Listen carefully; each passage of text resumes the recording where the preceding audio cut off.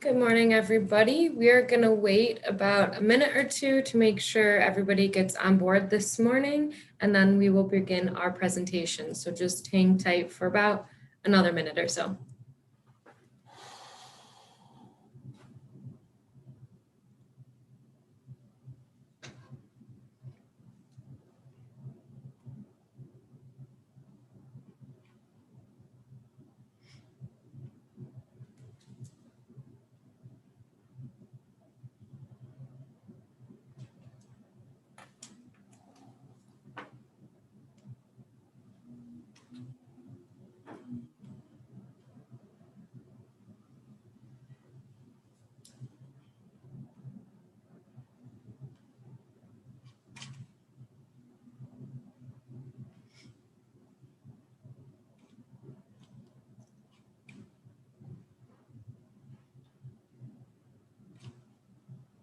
All right, I'm going to wait one more minute and then we'll begin.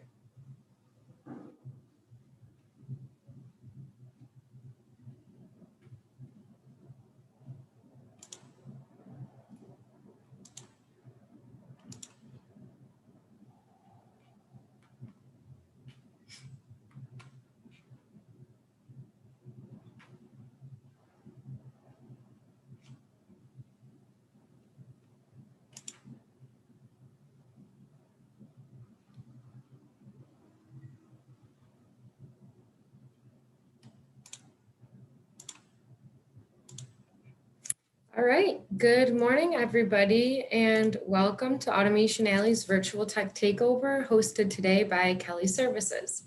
I'm Allison Trumbull, Account Executive, and if you aren't familiar, Automation Alley is a World Economic Forum Advanced Manufacturing Hub, or AMHUB, and Industry 4.0 Knowledge Center. We host a plethora of events and obtain content from every aspect of the Industry 4.0 spectrum. We want to give businesses a competitive advantage by helping them along every step of their digital transformation journey. Here we obsess over disruptive technologies like blockchain, automation, 3D printing, Internet of Things. Our goal is to work hard to make sure these complex concepts are easier for companies to understand and really implement.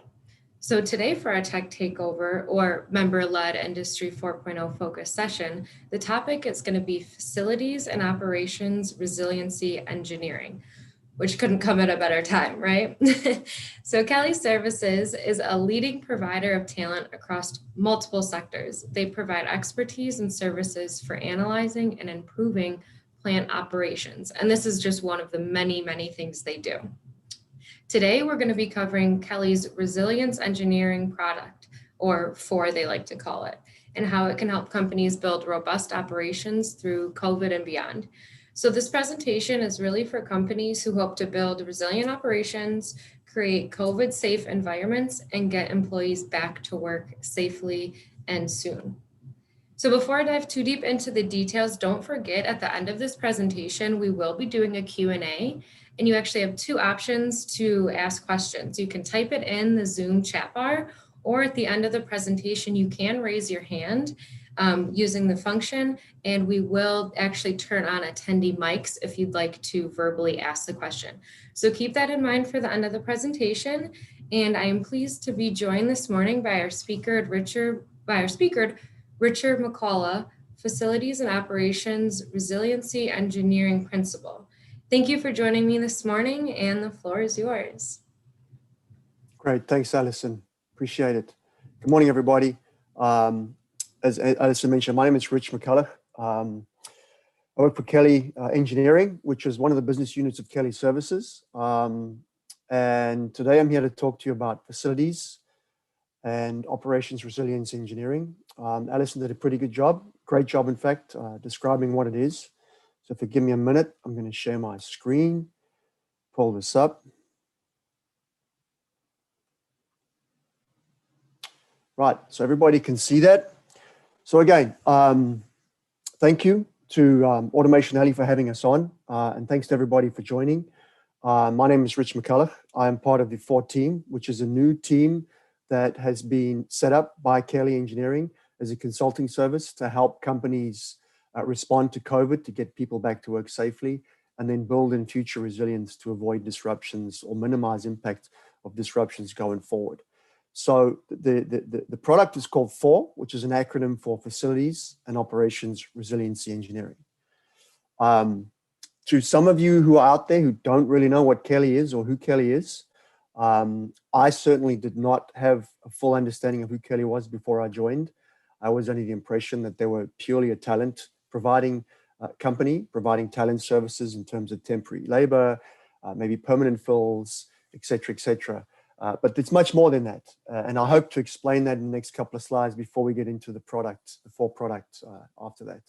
But essentially, you may not realize it, but we place talent across sort of every spectrum, every industry, every market, every segment.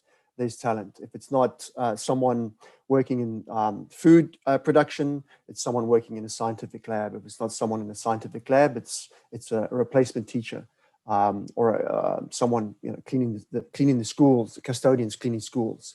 Essentially, at every level, we supply talent through different avenues. And I think it's important to explain that within Kelly, through the 75 years that we've been delivering talent solutions, the business has evolved, right? And I focus on the word solutions because it's as much a solution as it is about providing talent.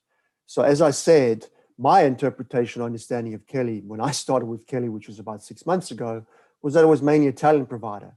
But if you look at these business units that are in front of you, professional industrial talent, science and engineering talent, education talent, Kelly OCG type talent, and then we have an international division. We also provide other services over and above talent.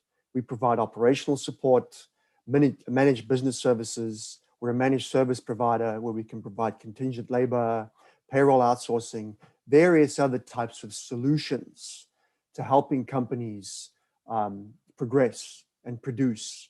Okay, so it's an important point to make because the product that we're about to talk about now is based out of the engineering division, and it's based on its primary specialty and expertise is based on the type of talent that we supply through our science and engineering divisions. So the FORE team is essentially made up of a core group of engineers.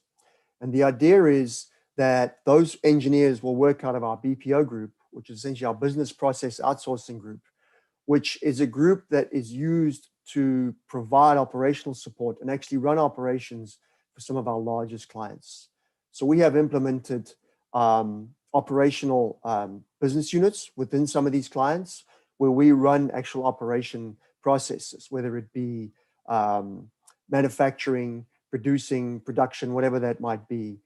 We take that expertise as the FORE team, we combine that expertise, and then we go and implement those ideas based on what we find at customer sites. So it's essentially, it's a consulting group.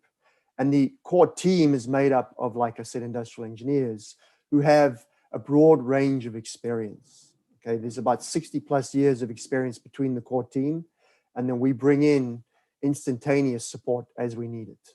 We have experience in general management and operations, supply chain management. I personally have experience in R&D and intellectual property management, as well as designing new processes.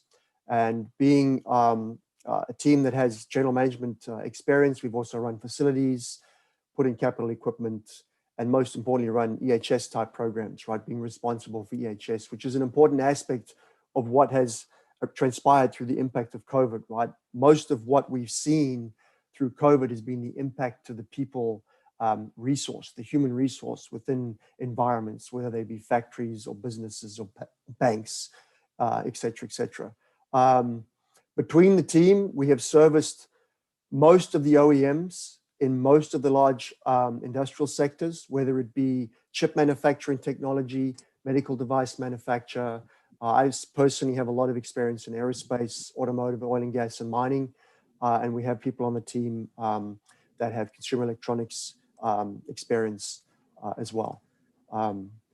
So what does that mean, right? So we know that COVID has resulted in an unprecedented impact to businesses. It's been clear. The supply chain was massively disrupted. back in March, and any sort of supplier was impacted through the supply chain, whether it be not being able to get enough product or not being able to get enough people, and it had massive effect on the economy. Right? We saw last year about a 3.5% dip in GDP. We saw productivity output of around 6.5% drop. But most importantly, what caused that was largely, an inability to get people to come to work safely. So we had companies that did not really know how to deal with HR policies, how to keep people coming to work consistently, building the resilience to keep people coming to work. So if you were a business that was lucky enough to be in an office environment where a lot of people could be divested and moved to home environments and working from home, you were lucky. But if you were in an essential business, or you were in a production setup or a manufacturing type environment where you had to have people coming to work, you saw a significant impact. And we saw absenteeism numbers double, and that essentially almost doubled the productivity costs of what that absenteeism costs. So we did a bunch of surveying. We went out last year and we looked around and we spoke to some specialists. We spoke to our talent, most importantly. And we found that very few companies actually had a robust plan getting back to work. The companies that did were companies that were working in environments that were either hazardous to begin with or had been disrupted in some way in the past significantly. So if you think of environments, particularly in the Gulf region, companies that are used to being exposed to hurricanes, flooding, and particularly if they've been in the chemical industry, a lot of those plants down on that coast had robust pandemic response plans because they had robust disruption plans that enabled them to keep operations going when there was a disruption. And mostly those disruptions were short-term. If a hurricane disrupted a plant, typically it was a week, maybe 2 weeks. If there was some damage, there'd be some time to get back up to operations. But they usually had some sort of offload plan where they could move production to some other plants in some other areas of the country. But what we found was that only about a third of companies that we surveyed had an actual robust plan to get people to come back to work safely based on the pandemic. And largely because they did not have robust business mitigation plans and disruption plans prior to that. Additionally, when we surveyed employees, and we place millions of people every year, a great proportion of people were nervous to go back to work. There was a lot of uncertainty and frankly, a lack of confidence in what companies were doing to get people to come back to work safely. The exposure of COVID, what we didn't know back in March about how this virus was transferred, the impact that it might have had on people if they were healthy but went home and took that disease home to maybe a sick loved one. So companies struggled to maintain a consistent supply of people getting back to work. Some additional resources we researched were various staffing agency reports. Again, a lot of the information we were getting from our staffing that we were placing, companies that we were placing staffing within, and various other sort of regulatory bodies found that these 6 aspects or trends were going to be primary focus going forward into 2021. The reliances that we built in building our businesses over the last few years were not going to be continuing or coming back the same way they were before. So we figured that, or we understand that the recovery during the summer and beyond is not necessarily going to be a return to normal. That even once vaccines are rolled out in a much more equitable way, the way that people come back to work, the way that companies want people to come back to work won't be the same as what it was before. So the normal will be a new normal. Diversity will be key. This has been an ongoing aspect, regardless, over and above COVID, but it is an important aspect to understand when you're now building your business back to where it was before, trying to build your business back to where it was before.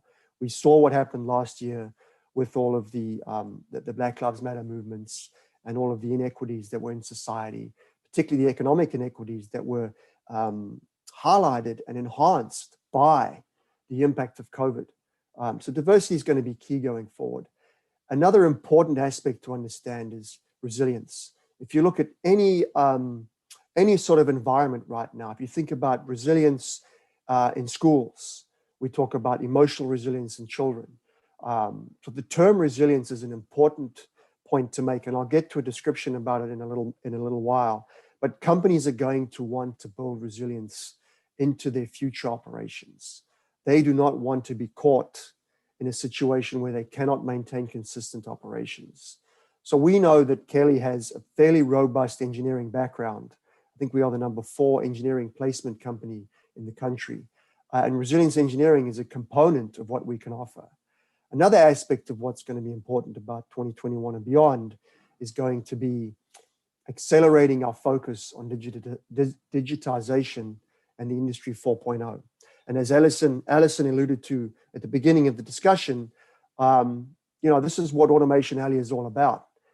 Supporting those large OEMs, particularly in that Michigan area, in that automotive corridor. Those companies have moved beyond the manual processing that made up their operations up until not that long ago, and we know that the reliance on automation, the reliance on moving to a more digitized type operational situation is going to be key going forward. So to that end, what Kelly's done has actually been to go through some periods of acquisition. We've acquired some companies that have digitization experience, that have telecommunication type experience, all with the effort to look at how we can support our customers going forward beyond this virus, beyond the pandemic. And then an important aspect of that is, what does that mean for talent? We're a talent company. So how are we going to support our customers in terms of skill sets and reskilling skill sets to move to a more digitized type of operation? So you're going to see probably the large OEMs that had already led the charge in terms of digitizing, in terms of automation and Industry 4.0, starting to push this requirement down to their tiered suppliers. And it will start to infiltrate down beyond tier 1 to tier 2 to tier 3 to some of these smaller organizations that maybe have very unique skill sets, very unique processes that support some of these other tiers up to the OEM level, that are going to need the resource help going forward in terms of reskilling and upgrading their facilities to being more digitized and more resilient going forward. And as I was mentioning, understanding in 2021 that COVID-19 is going to continue. And we know that because we've seen how the vaccine rollout has been sort of intermittent. There's a lot of good press coming out of the administration right now about vaccines being rolled out. I think I saw today something about President Biden saying that we will have the ability to vaccinate everybody by July. But we also know that the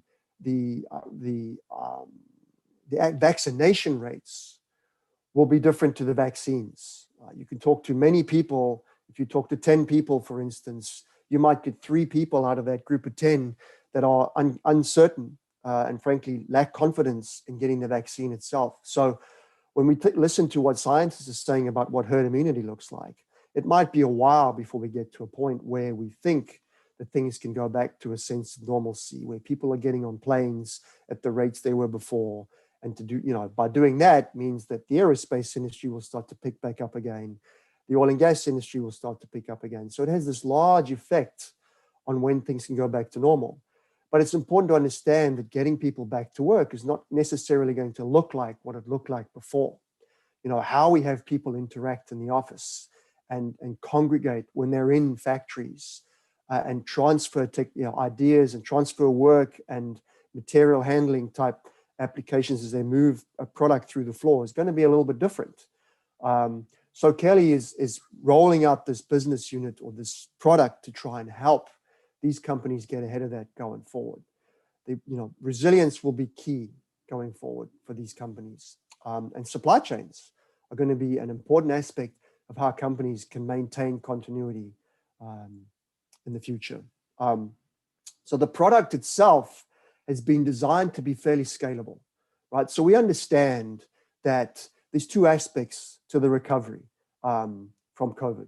That there's an immediate requirement for many companies to have assistance creating safe and efficient environments, to mitigate any effect right now and any future effects from the virus, as it may or may not change. But we know that the vaccines are rolling out. As I mentioned, the vaccinations may not roll out at the same pace as vaccines, but the virus is also mutating. And there's a lot of good press about how the vaccines have actually been developed and designed to mitigate some of this mutation, but it's still fairly uncertain as to whether some of these mutations will bypass some of the efficacy of these vaccines. So we know that companies need an immediate solution right now to help mitigate any losses that they have seen and can continue to potentially see going forward. And obviously when you have an absentee rate or absenteeism rates like I published earlier, where they kind of double what they were the year prior, you can expect to see revenue loss, right? You're not going to get the same output that you were getting before because you just don't have the same quantity of people out there in your facility producing components. And your policies potentially haven't been able to keep up with the rate of change of regulations. OSHA has got new regulations coming out. They seem to have new regulations that come out fairly frequently, maybe not as frequently as the CDC, but they're coming out at a fairly rapid rate. We've seen new CDC guidelines to get children back to school. Those have come out in the last week or so, and now there's a lot of urgency to get children back to school. So could this solution, in an immediate sense, create assistance for school environments, for instance, to start to get kids back to school?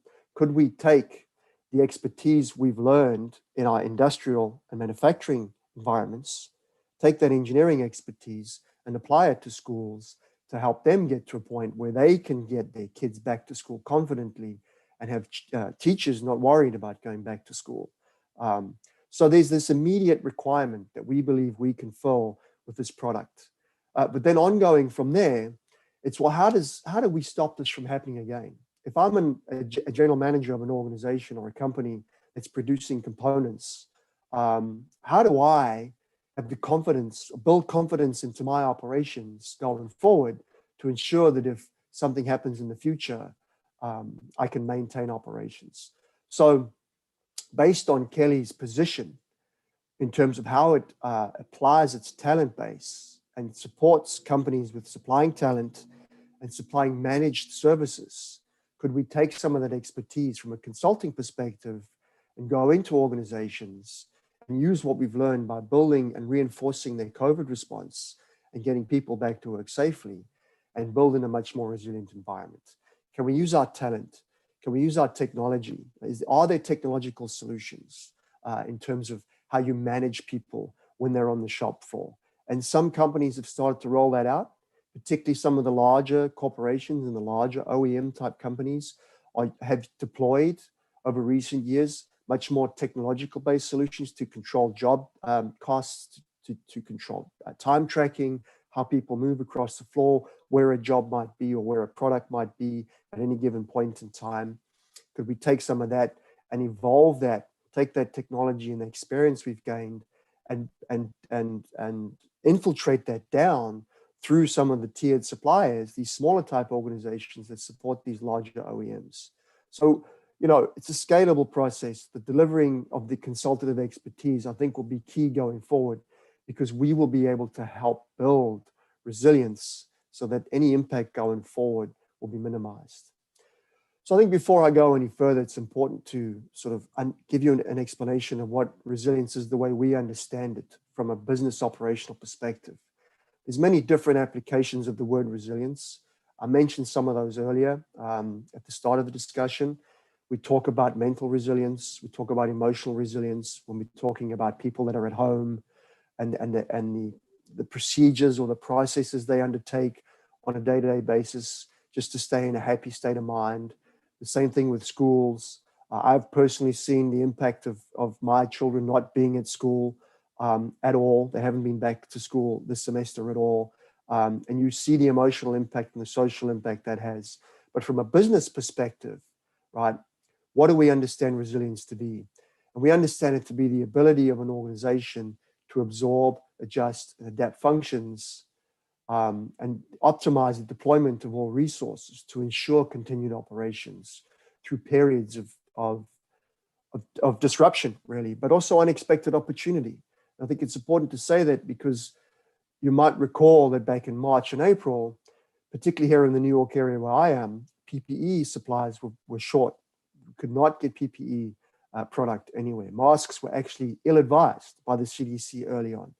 And it was largely because the supply chain failed and they couldn't get the product. So it wasn't a question of demand, it was a question of supply. So how do you help companies and their supply chain manage that, right?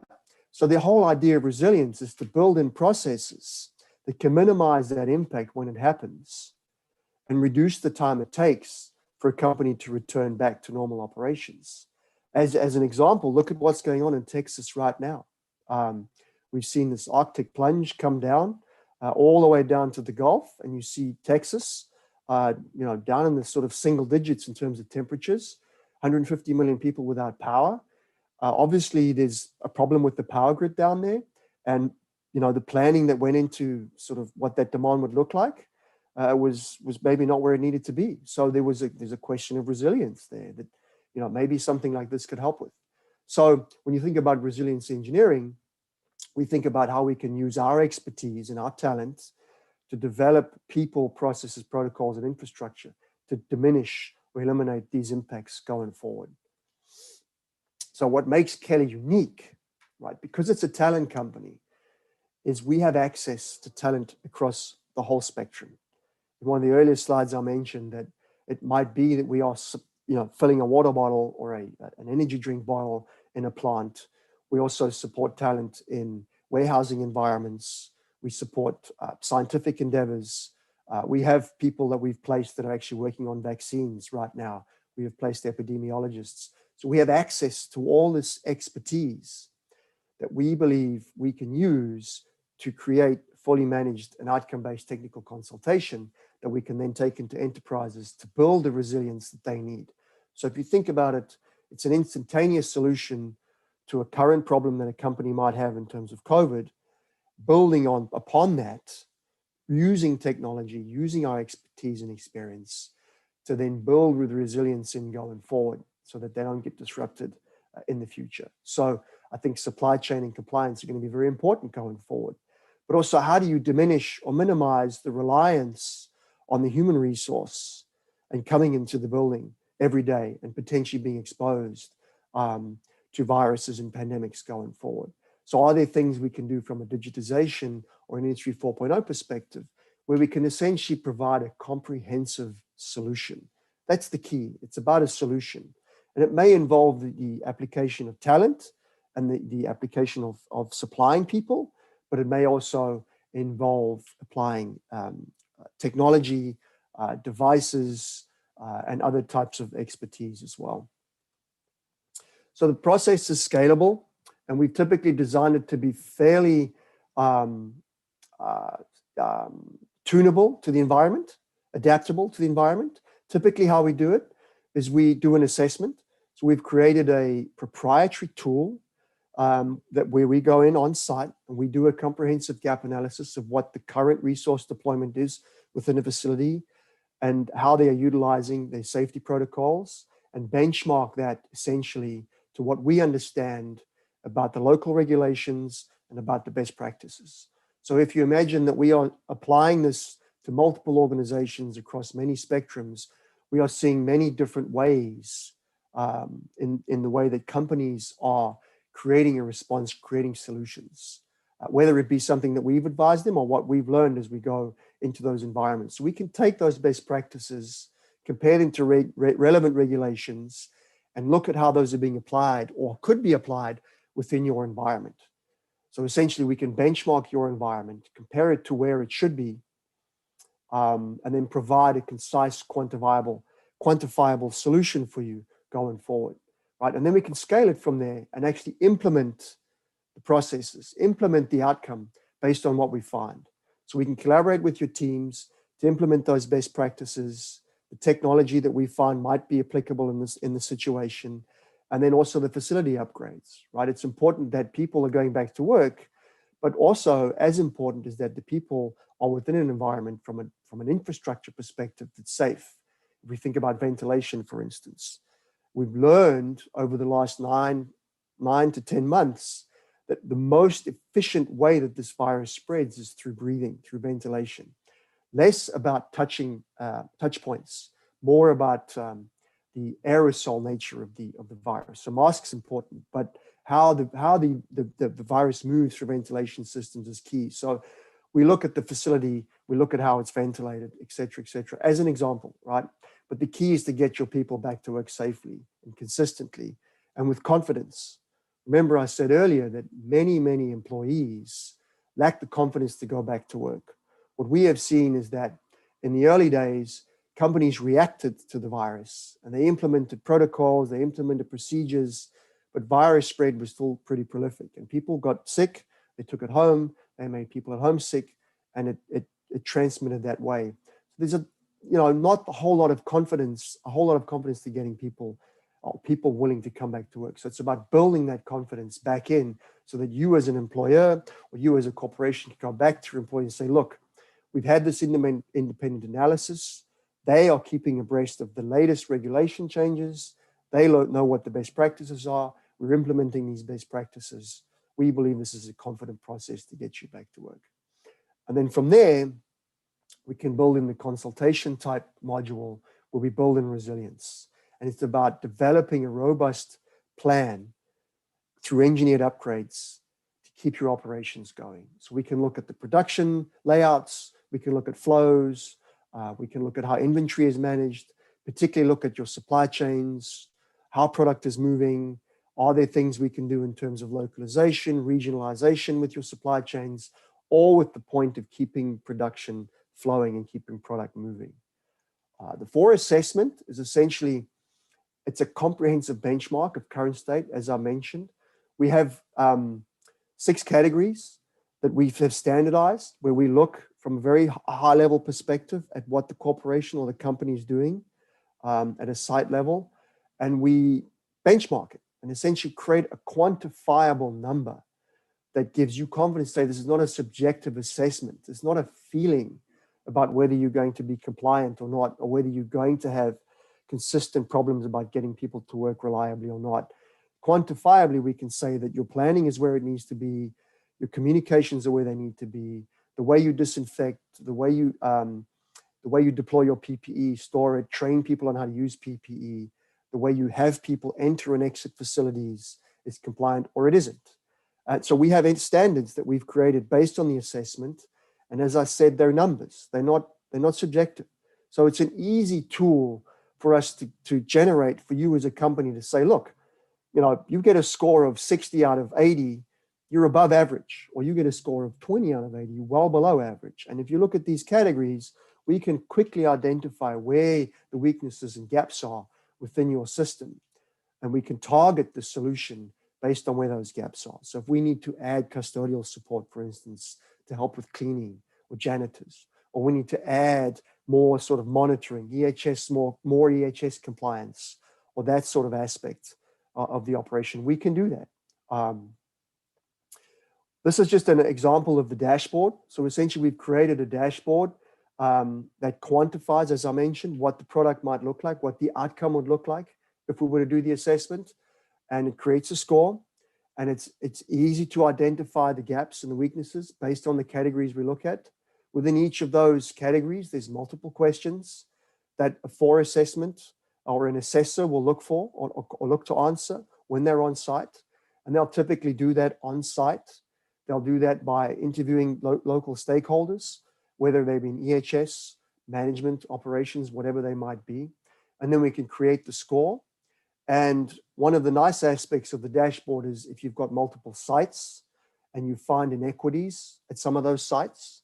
So we have seen in some of the deployments, some of the larger type corporations where they have their core facilities that are producing most of their product. They generally have fairly good implementation and fairly good resources to afford the implementation of a COVID response plan. So they generally have a reliable flow of getting people to work consistently and safely. But some of their smaller satellite plants, or even some of their suppliers that are smaller, tend to have lagged behind. So what this tool can do is we can go and look at all of those sites and create data for management to say, look, this is quantifiable. It's proof that these sites are seeing the issues they're seeing. This is why they are seeing the issues they are seeing. They struggle to plan, or they struggle to deploy PPE, whatever that gap might be, right? So it gives a nice, easy dashboard for a company to look at and say, hey, we've got a gap here, we've got a gap here. Kelly, can you help us deploy resources there? And we can. And those resources might be talent, or those resources might be technology. It could be any manner of solutions. So the outcome that we look for essentially is to create a back to work plan.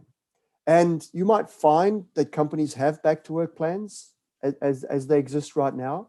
I've seen some fairly comprehensive back to work strategies for some office type environments where they still do not have people back to work, but are looking to scale to bring people back to work. But I've also seen some environments or some companies that do not have a plan or reliable plan at all. And we have helped some of those companies work on their plan to get those folks back to work. And again, it's about building confidence and credibility into the plan so that you can have people back to work. Now, in manufacturing type environments, especially essential type manufacturing environments, most of those sort of organizations have had people coming to work through the pandemic. But they've had serious impacts based on policies that haven't been adequate or up to scratch because it's been hard to keep ahead of regulations. So the whole idea of this product is to help those companies get to a consistent state of back to work. So our interdisciplinary teams will collaborate with the stakeholders on site, and then we'll work to build an environment that is resilient going forward. Right? And it's important to look at it from these three perspectives, right? From the people perspective, because the pandemic and the impact of the pandemic has been largely to getting people to work because it affects people's health, right? So it's about building protocols, processes, and resources to get those people back to work safely and with confidence, getting them into the facility reliably and consistently. And I'll get to some of those solutions in the next slides. But then it's also about maintaining their safety and health while they're in the facility. And what can you do to the facility to upgrade it to ensure that that is consistent and that when or if something happens again, that it can maintain operations going forward and look for opportunities with the environment or the organization to build in future potential, right? And that could be technology. It could be the deployment of equipment. You know, you might need to upgrade ventilation systems. We have experts and expertise available to do that, HVAC experts, epidemiologists that we can coordinate to make sure that they are communicating with each other to ensure that the filtration is correct, that the replacement rates are correct, et cetera, et cetera. But then it's also about building in digitized type ecosystems within the environment, right? Think about having robots or automation used in place of some of these critical resources, some of these critical skill sets. So can we reskill some of those skill sets with the idea to being efficiently safe going forward? And then from a consulting perspective is to build in operational excellence, the digitization, the automation, as I mentioned. Can we look at isolating pods where you've got critical manufacturing processes where if one person goes down and they've exposed a bunch of other people to a virus or to the pandemic within that pod, essentially that environment, does that whole system fail? And do you have backup to that procedure or that process? So it's about creating effective and efficient operational processes for the future resilience of the facility. So from a people management perspective, we can implement the necessary worker controls to ensure the safe and compliant interactions throughout the workspace. So simply, what some companies have done is they've deployed, right, safety monitors. So they've taken EHS folks and they use these EHS folks to walk the floor and make sure that people are not getting too close to each other. They are making sure that they are not congregating. They are making sure that workspaces are being cleaned at the frequency they require. And that's one solution. And we have the talent that can do that. But we've also got technological solutions that we can deploy, that we have deployed to help do that from a much more autonomous perspective. So we have partnered with a couple of technology providers that use devices, whether they be similar to what the NFL is doing in terms of badges and dongles, essentially, to socially distance and keep people apart and contact trace. There's also bring your own device type solutions where you can download an app that we work with a third-party provider to deploy. And in fact, that picture on the right is a deployment example of what we have deployed at one of our operational sites on the West Coast. That technology to create an autonomous solution. And that's key because now you're not relying on people to remember that they did something the day before. So if you need to create geofences, essentially pods, like I mentioned in the slide previously, to keep people isolated, to keep production tasks isolated and separate from, for instance, if you wanted to keep a critical manufacturing process separate from the visitor's perspective or where shipping and receiving is, so that with the off chance that someone who's delivering product, shipping and receiving happens to have an asymptomatic case of COVID and they transfer that to someone in shipping and receiving, have you been able to effectively isolate the critical production process from shipping and receiving beyond just keeping the shipping and receiving people safe? So what can we do from a technological perspective to keep those people in shipping and receiving safe and unexposed to visitors coming in, and how that may travel through the facility? So geofencing is part of that, proximity sensing, automated proximity sensing, and as importantly, contact tracing. If we think about, would we remember how close we came into contact with coworkers yesterday if we were out on the shop floor and moving product around, where our primary focus has been to keep product flowing? Would we remember transferring a router or a work traveler when you drop off a part from one operation to another part? And very often people don't, because it's second nature. So the technological solution provides the ability to trace that and track that. And then you can actually have that information provided to a supervisor via a dashboard or some other technology where they are watching that. And then it's not so much a question about catching somebody out. It's about a question about having the data there so that you can make credible and rational solutions and decisions about what to do with someone in case somebody called in from yesterday and said, hey, they were exposed. Would you need to isolate that entire area? And these tools can help minimize the impact of that going forward. So like I said, it's about managing people and the safety of people. So there's a large EHS aspect to this product and the safety of people in the facility. And then there's also the facility requirements and expectations of managing infrastructure when they're on site, right? So workers are not going to be working with the ventilation system or be aware of the ventilation system, but it's an important aspect of what we understand or how we understand this virus moves around now, 10 months into the pandemic. So when you look at the environment, what can you do from the physical layout and physical space to make sure that it's safe for the worker when they come to work? So now we've deployed technological solutions or worker solutions to keep the workers safe. We've put the protocols, we've put the policies in place, the technology in place. Now, what do we do from an environment perspective to make sure that the environment is safe? And we think about communal spaces. So we come in with the assessment, we look at the environment, we look at its layout, and we look for opportunities to improve that environment. Building layouts, as I mentioned, the ventilation system, filtration is a major aspect of that. But in many environments, particularly some of the older, more historic type environments in manufacturing and even schools, for instance, they do not even have efficient ventilation systems. Some of the schools that I've seen in New York City, for instance, are fairly old. They have a fairly old vintage. They do not even have HVAC systems throughout the building. So some of the classrooms, they have old steam radiator type systems for heating, and they keep the windows closed in the winter to keep the rooms warm. And in the summer, they typically open the windows up to allow for cooling. But that's difficult to control or contain a virus in that sort of environment. So some of the solutions that we've provided can actually mitigate some of those problems. So we've looked at those environments, we've looked at schools at various levels of vintage or various ages and created effective solutions to help with ventilation. And then from a manufacturing perspective, as well as building perspectives, office type environments, how is the capital equipment being utilized? How is it being integrated? How well is it being maintained?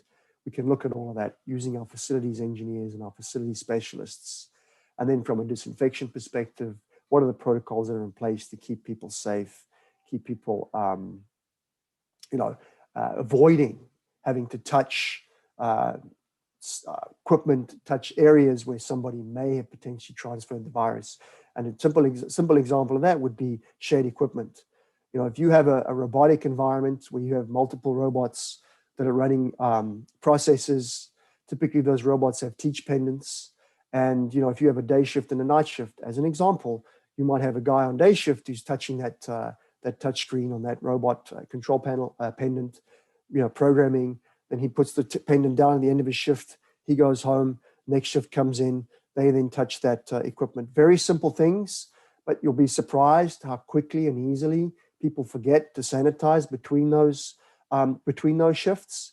And that's not just in terms of teach pendants, but it's in terms of the restroom areas, the kitchenette areas, anywhere where there's shared space, where you've deployed a second shift to kind of minimize the impact. You still may have transfers. So we can look at that and create technological solutions to help do that deploy safety protocols in a much more autonomous way.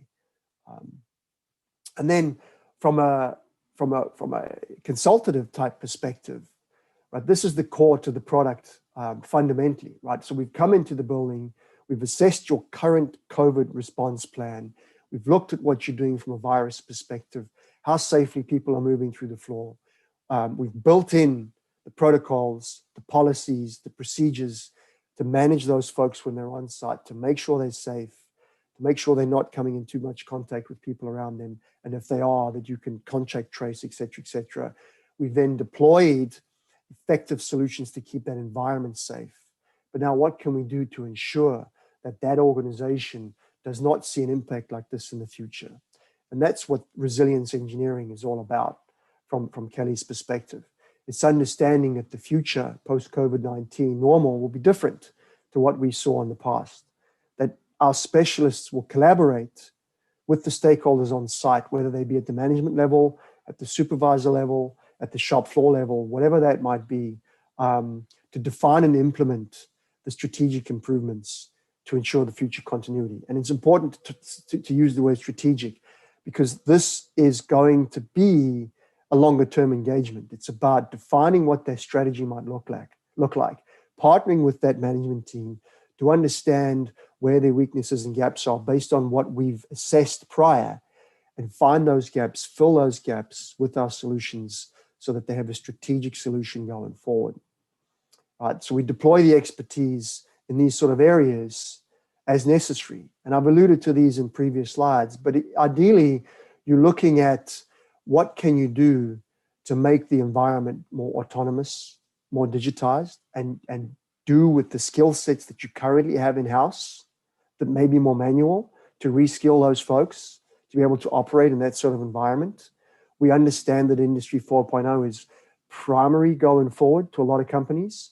As I mentioned in some of the trends early on, it's going to be key going forward. Your automation, Industry 4.0, companies are going to want to look for that expertise. And Kelly has this expertise readily available. But outside of the FORE team, we place these types of people, this type of talent on a daily basis in multiple environments. And it's important to state that when you think about a manufacturing engineer or an industrial engineer in a medical device environment, they have a slightly different manufacturing understanding than someone who works in a oil and gas refining manufacturing environment. The training may have been similar, their education may have been similar, but once they take that career path, those skill sets develop and they evolve and they diverge to some degree. Because like I said, the environment making medical devices or medical implants is quite a bit different to making oil and gas type products, as an example, or aerospace type products. So not every company has the ability or the willingness to go and employ those sorts of resources and deploy them. So Kelly can bring those folks in for that specific environment on an instantaneous basis. So if you have a medical device environment and you need to build a resilient type environment into your business, into your operations, we can bring in that resource for that engagement period, which may be weeks, it may be a few months. We can leave them on staff as a consultant, whatever that might be, to help that business evolve to that resilient state, right? The other thing is, from a regulation perspective, how rapidly are these changing, and how can Kelly help you stay ahead of those regulatory compliance requirements, right? ISO is going to potentially evolve. They do have risk management components to ISO 9001, but there are much more specific risk management requirements within ISO that may very well become much more important going forward. As a supply chain partner, wherever you may be, upstream, downstream, in the middle, you are going to have to prove to companies upstream and downstream that you supply or you sell to or you buy from, that you have a credible risk management, compliant, resilient plan in place.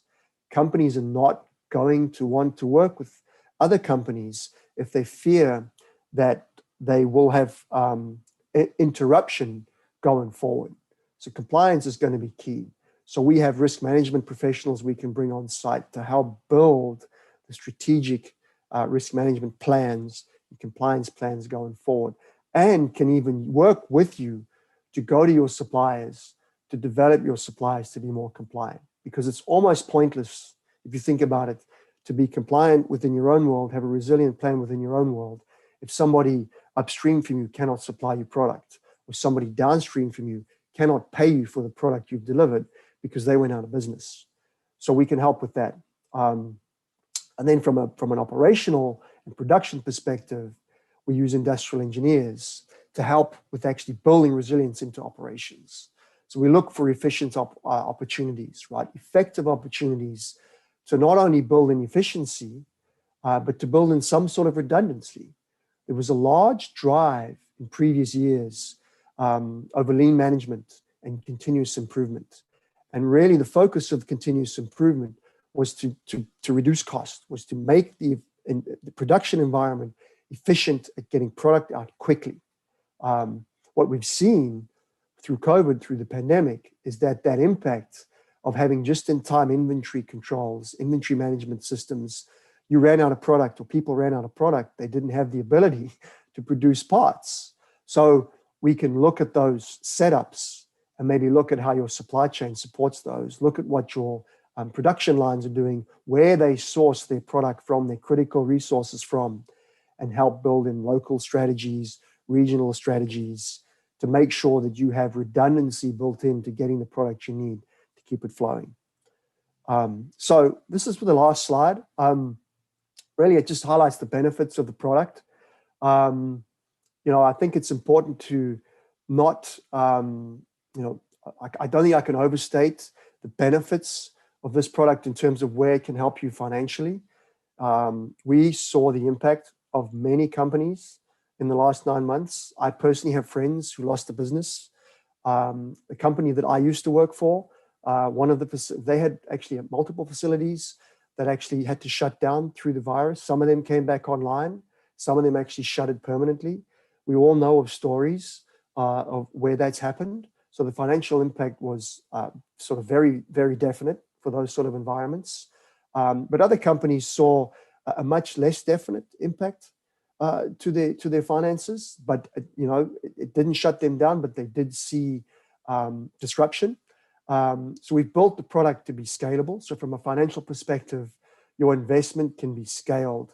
The assessment, is a fairly minimal investment. It gives you the ability to get a snapshot of where you are, to make sure you are doing everything you believe you need to be doing to get your people back to work safely. But then it can also be scaled to provide you the tools to build a resilient product going forward, and help to build, reduce absenteeism, all those aspects that impact your operations, which essentially impact your bottom line. This product, from a COVID response, can help. It's also, very clear that the assessment tool was designed to provide clarity. It wasn't designed to be a subjective well, it looks like you're kind of doing the right thing, or it smells like you're kind of doing the right thing. It's real-time knowledge. We are exposed to the environments, multiple different environments on a daily basis.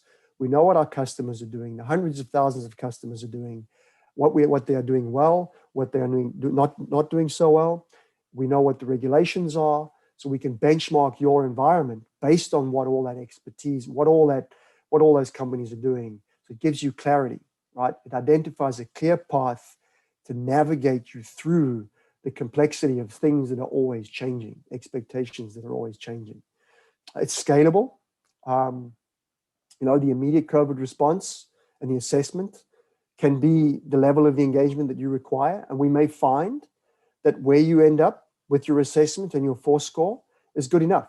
We may find that the score is where it needs to be, and we move on. And you then have the credibility and the confidence to go back to your employees and back to your supply chain partners to say, look, we've been independently analyzed, and we believe that we are where we need to be. It's the consulting component of it is scalable as well. It's collaborative. That's the idea. So we work with the company once we've done the assessment to see where we need to implement and how we need to scale the implementation based on what the environment shows us, right? And again, it could be any environment, right? I focused a lot on manufacturing. The original intent of the tool and the product was designed around manufacturing, but we've seen a lot of interest from office type environments and school type environments, because those, particularly school type environments, are the ones that are struggling to get, reliably, confidently kids back into the classes. It's adaptable, very similar to the way it's scalable, right? We have access to multiple disciplines. And as I mentioned earlier, someone who works in an oil and gas environment has a slightly different experience level or exposure level to the way things operate to someone who might be in a medical device or someone who might be in a chip manufacturing environment. So we could access that expertise and almost finitely tune it to your application, depending on what's needed. And it's independent. I've already talked about that, but that's an important point to make. Right? Large portion of people, talent that we surveyed early on, felt that their companies or corporations did not have a reliable plan going forward. The fact that you could use this tool, particularly the COVID assessment tool, the FORE assessment, with the low investment, fairly low investment, gives you the ability to go back to your employees in your supply chain and the credibility to say, look, we've been analyzed by people who are exposed to the environment, who are specialists in the environment, and we feel that this is a good tool going forward, or good process going forward. And also, as importantly, it'll supplement the site. A lot of businesses, particularly the middle to smaller type organizations, do not have the resources, right, to manage a response plan. So we can supplement those resources on site, whether it be a GM who struggles to deploy the plan because he doesn't have the resources, because they're either out or because they're busy producing components. We can instantaneously provide that support. And then once it's in place and ongoing, we can extricate, we can move on.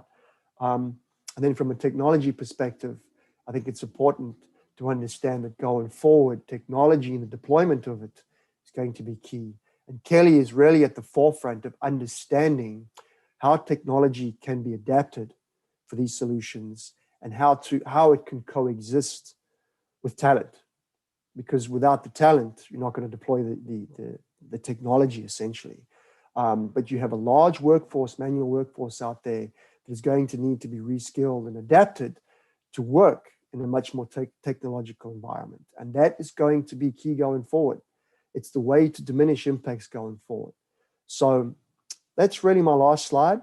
I just wanted to thank everybody for their time. As I mentioned, it's a resiliency engineering product. And I think with Kelly's expertise and availability to what we see through every environment that we encounter on a day-to-day basis, we can absolutely help develop your environment to be more resilient and safe going forward. So I'm going to stop sharing now, and then I'm going to take some questions from anybody. Yeah, so if you have a question, feel free to type it into the Q&A, or feel free to click the raise your hand function and we can turn your mic on.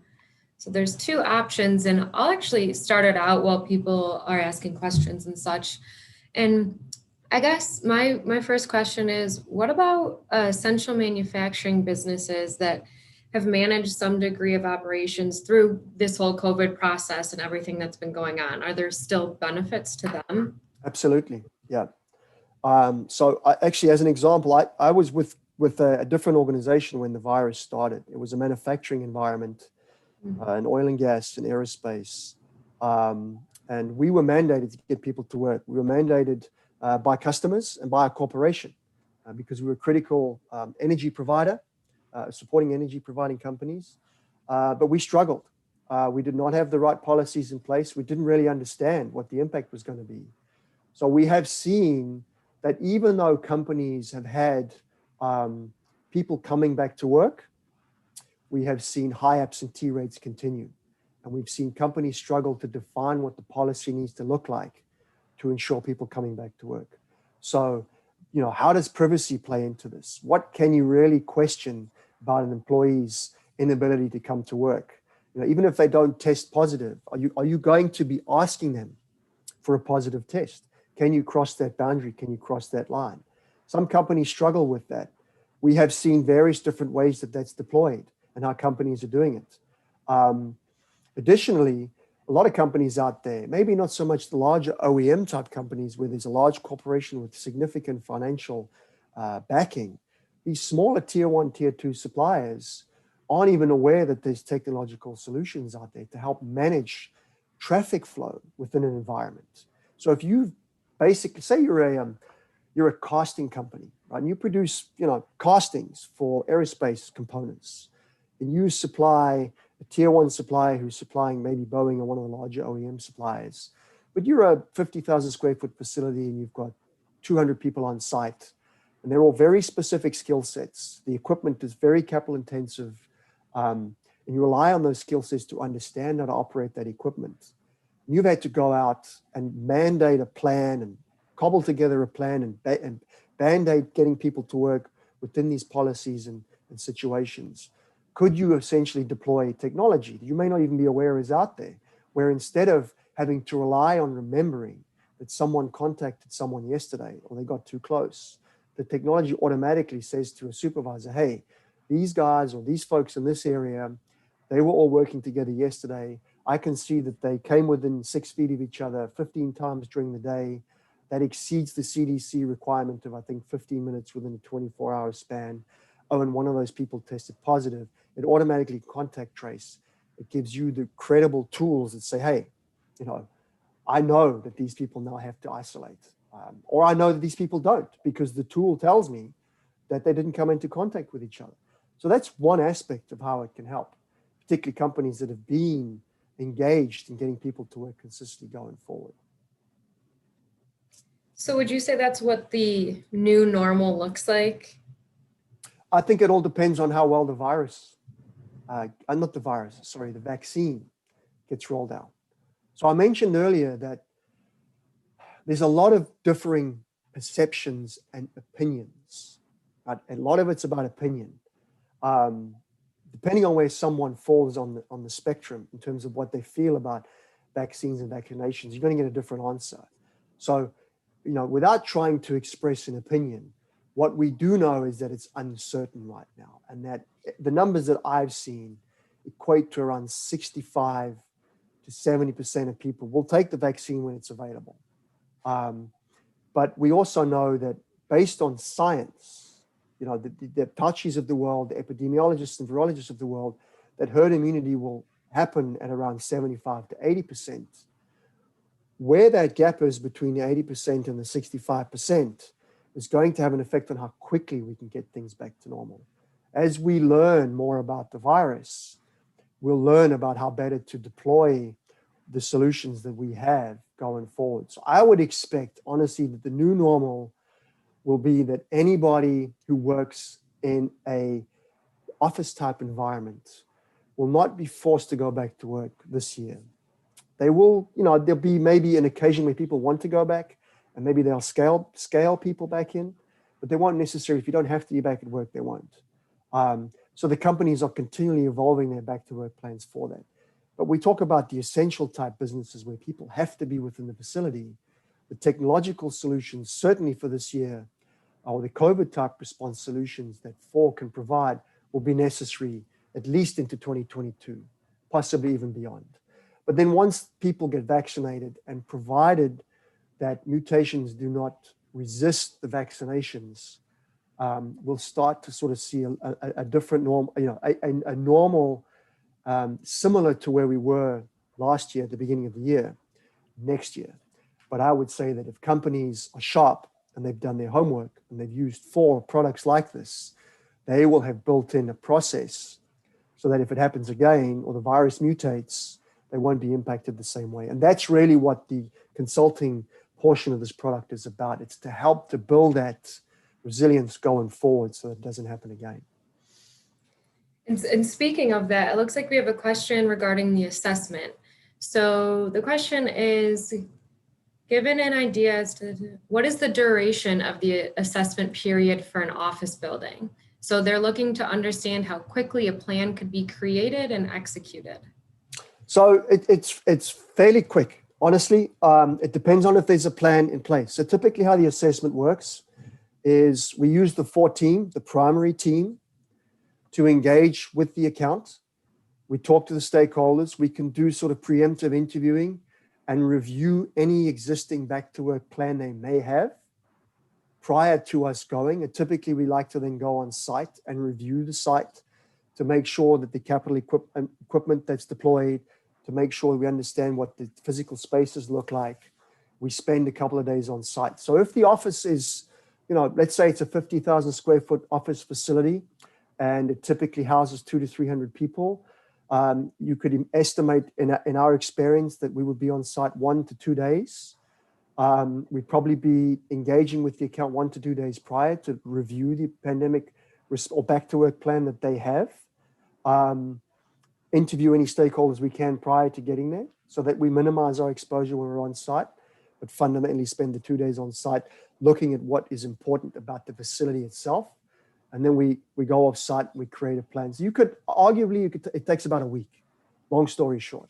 And that's kind of how the process works. It takes about a week. Now, if there is not a back to work plan as it exists, might be a little bit longer to generate one. But the Kelly back to work plan complies with that model. Essentially, most of the people that actually work directly for Kelly are either in selling talent or recruiting talent or managing the operations of talent while they're on site. We're not actually pushing buttons on machines at that level. We do have multiple employees pushing buttons at customer sites, but we have a back to work plan that we have built based on what CDC has told us. And we are continually on a daily basis actually looking at how that needs to adapt. What we're seeing in terms of how vaccines are being rolled out is very regional, right? So our offices in Michigan might have a different back to work strategy to what an office might look like in Arizona, for instance. So ours is probably one of the more robust back to work plans that is out there. So we use that as a benchmark if it doesn't exist. So we can help within that week, maybe 10 days to finish the assessment and assist the company from that perspective. Perfect. All right, I have one last question. So if there's any others, feel free to ask them now, or like I said, you are able to raise your hand. But Richard, you mentioned Kelly's talent and expertise. How does Kelly have access to that talent pool and things like that? So, I hope I alluded to it in the presentation, but essentially we've been supplying people to corporations or companies for about 75 years. And on, I think my third slide, I described 5 very distinct business units that supply talent at various different levels, right? If you go back into the old days of Kelly, the early days in the 40s and 50s, largely it was temporary type employees that was providing temporary type placements for people to answer phones, to do administrative type tasks. Within those years between then and now, in those 75 years, how the business is split based on the trends we've seen as corporations and requirements evolve, our talent has become a much broader spectrum of talent, right? So if you think about just the group that the FORE team sits within, science, engineering, technology, and telecoms, we supply talent to telecom type organizations, whether they be in administrative roles, engineering roles, EHS type roles. We supply engineering solution talent to any sort of engineering company. We provide managed services. As I mentioned, we actually supply teams to customer sites to actually produce components from an operational perspective. We're also supplying, I think we're the largest supplier of substitute teachers and custodial staff to support education environments. So we have placed thousands and thousands and thousands of people in all these environments, right? So if we need epidemiological help from someone we've placed, we can. We also have what's called the BTG group, which is a consulting group that actually takes high-level consultants and places those for incremental applications. So for instance, as an example, we had one of our customers require an industrial engineering specialist to come in and assess an operation and make it more effective and efficient at producing these components. So we deployed them for, I think it was about a month as an example. And they went in for a month, they consulted for that month, they upgraded the production process, and then they moved on. So as an example, that's one of the ways we can do it. That's how we do it. Awesome. Well, it doesn't look like we have any other questions. If anybody does, there's information on the event posting page, and we can definitely email Richard anymore. So please don't hesitate to reach out if there's any other last minute questions or comments. Thank you so much, Richard, for that presentation. And thank you everybody today that is here and viewing it. Just a reminder, this is recorded, so it will live on our website. Feel free to watch it again, to share it. Like I said, any questions, feel free to reach out. And we hope you guys will tune in for our next tech takeover, which is March 3rd. And that's going to be with Light Guide Systems. So thank you everybody for spending a little bit of your morning with us. And I hope you guys all have a great day. Thanks everyone. Thanks for your time.